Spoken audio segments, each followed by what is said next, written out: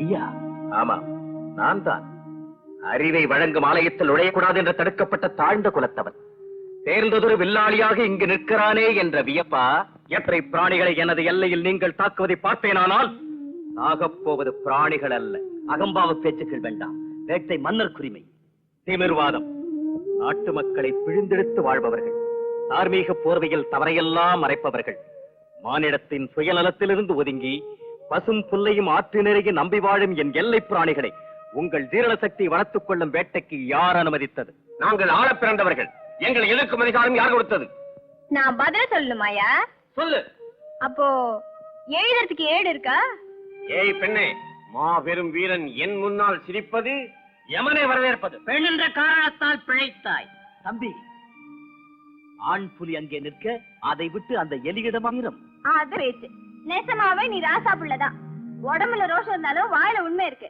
என் மச்சான் சிங்கனுட்டிய ஏகலைவா, உன் நலன் கோரி சொல்லுகிறேன். காரணம் இல்லாமல் எங்கள் வேட்டை நாயை கொன்றதற்கு அபராத வரியாக 100 மான்களை உயிரோடு பிடித்து எங்களிடம் ஒப்படைத்து உன்னை காப்பாற்றிக் கொள். மச்சான், விவகாரம் ரொம்ப தூரத்துக்கு வந்துருச்சு. இனிமே விட்டு வைக்கிறது முறையில. தட்டி விட வேண்டியதா? அந்த வேலையை புத்தியால செய்தியோ யுக்தியால செய்தியோ ஓ இஷ்டம். வில்லேந்த பிறந்தவர்கள் அவர்கள் மட்டும்தான் என்று நினைப்பவர்களுக்கு வில்லாலேயே பதில் கொடுக்கிறேன்.